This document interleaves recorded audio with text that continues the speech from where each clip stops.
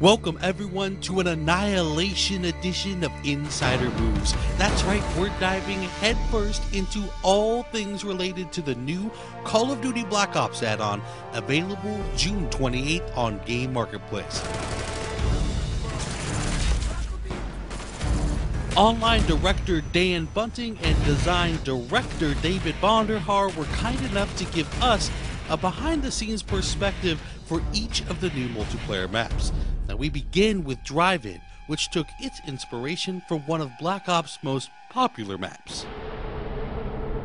Normally in a small map, or a medium-sized map, it's actually very difficult to create multiple independent battle spaces. But in the drive-in movie theater screen is kind of the anchor of that map, and you can even get up on it to see Overwatch on one side, right? So you get this really cool kind of vibe, kind of storming over the drive-in screen, or outside the edges in these kind of independent, and they're not even themed really, for the most part, how concrete themed they are for how medium-sized that map is. We were really kind of taking inspiration from Nuketown. Nuketown was a super successful, highly popular map within the community because it's very fast and frenetic. It's a small map. You're always going to be in a battle within a couple of seconds of spawning. So we wanted to get that kind of feel, but not make it so small, because small maps tend to make very challenging spawning scenarios. And now we move on to Silo, which Dan and David described as Annihilation's rule breaker map, where they played with creating a very large but very fast-playing map by experimenting with intersecting sight lines.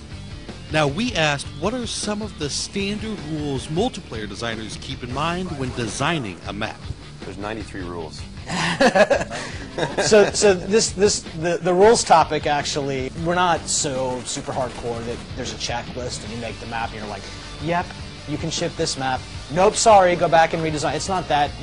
But there's some well-established, pretty well-known conventions about what it means to design the maps, and you got to adhere to these kinds of things. And it's largely a training tool that we're using to kind of keep people on the same page and provide some consistency in the experience, right? We want you to be in a fight really quickly, but we don't want you to take damage or die within 3 seconds of spawning. This stuff's hard to actually do in practice, right? Anybody can be anywhere in the map at any given point in time.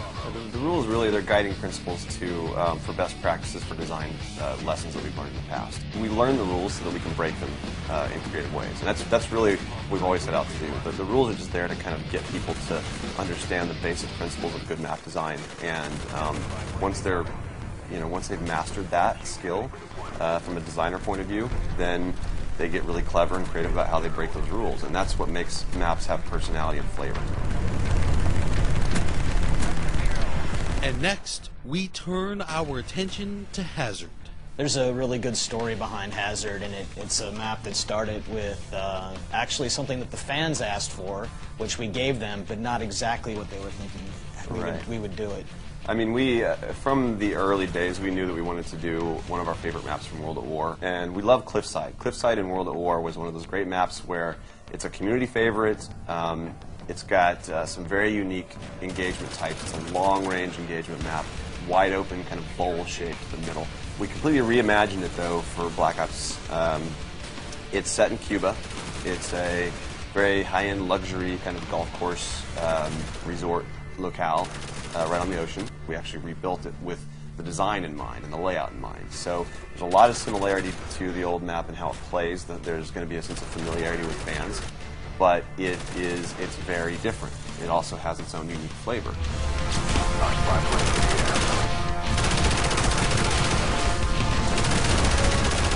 Next, we tried to pry any information we could from Dan and David regarding the ultra-secretive Hangar 18. I can't talk about Hangar 18.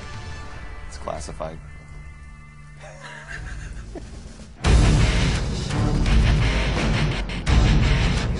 So Hangar 18, it's a really fun map for us.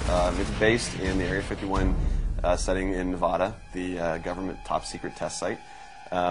Hangar 18 is the most famous hangar of that area. It's set in Groom Lake.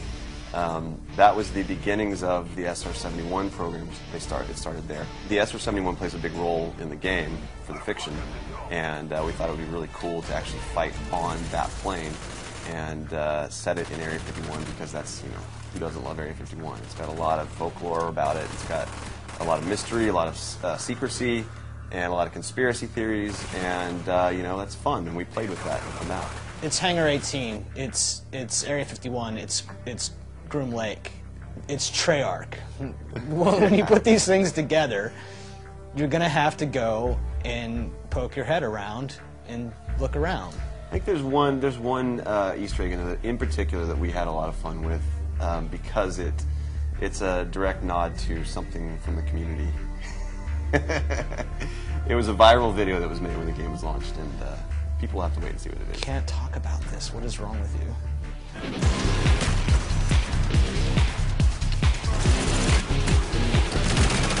We hope you enjoyed this preview of all the multiplayer maps for Call of Duty Black Ops Annihilation game add-on. And for everyone that guessed last week's community challenge correctly, never fear, we'll highlight not just one, but a whole lot of you in next week's Insider Moves. For now, though, we give to you a final parting gift, a collage of zombie moments collected from the stellar Shangri-La level. Enjoy, everyone, and thanks for watching Inside Xbox.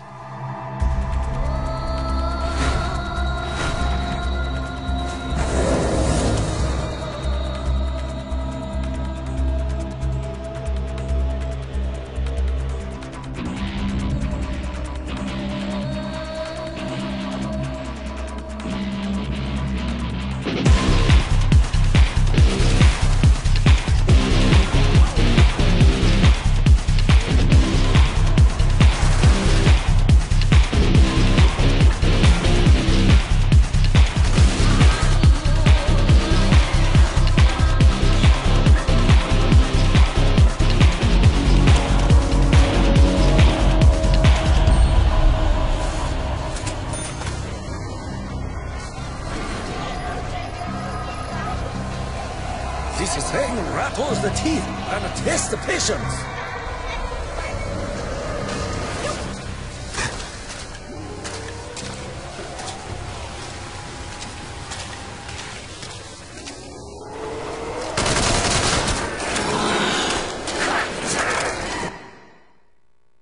Hazard Scout.